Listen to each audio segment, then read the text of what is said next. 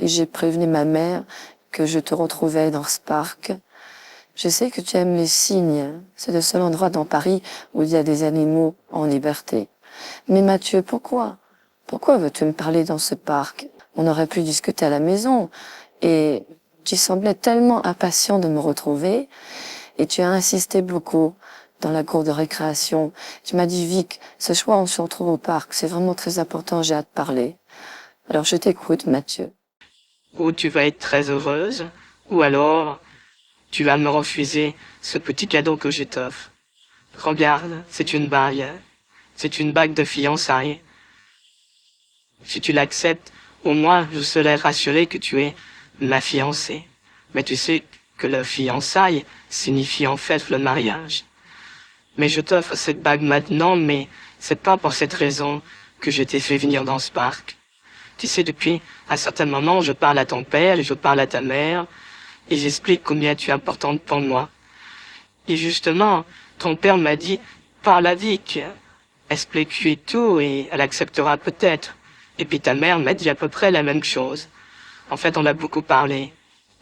Tu sais, souvent tu arrives tard, après l'école, il m'arrive de passer, de t'attendre, 20, 30 minutes, et puis je ne vois personne. Alors je parle, parfois sur le palier de ta porte, à tes parents, parfois j'ai la chance d'entrer chez eux, de discuter un peu avec eux. Parfois tu es en cours de danse, tu n'es pas là, et j'ai abordé une question qui est particulière. En fait, je vais pas te dire de quoi j'ai parlé avec tes parents, je vais simplement ici te faire une demande particulière. En fait, tu es ici, Vic, parce que je te demande en mariage. Veux-tu devenir ma femme? Comme tu es romantique, Mathieu. Mais oui, quand on aura 20 ou 25 ans, on se mariera, ça sera si beau. Je me vois déjà dans une belle robe de mariée. Et puis, devant le prêtre de l'église, peut-être à la mairie, qui peut dire. Je me vois sortir, qu'on me jette des fleurs. Je me vois aussi jeter le bouquet de fleurs par-dessus ma tête et que une personne attrape ce bouquet de fleurs et lui annonce qu'elle se mariera aussi. Oui, on se mariera un jour, mais on est trop jeune pour ça. Enfin, je veux dire, t'avais quand même pas l'idée.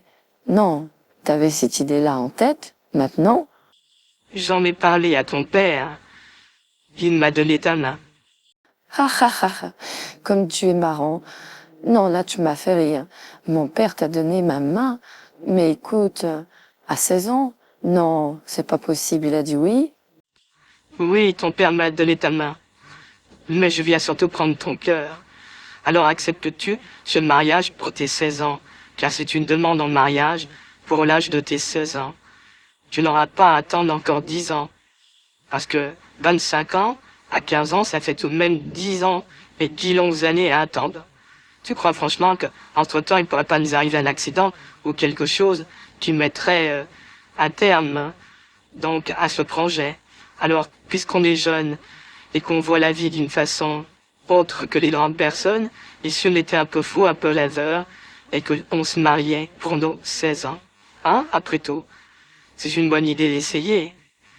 Qui n'essaye pas ne récolte pas le fruit de ses amours. Eh bien, puisque mon père t'a dit oui, et visiblement, tu m'as pas parlé de ma mère, mais je pense qu'elle t'a dit oui aussi, alors, ça serait quand même très injuste que moi je te dise non. Alors la réponse est oui, Mathieu. J'accepte ton mariage pour mes 16 ans.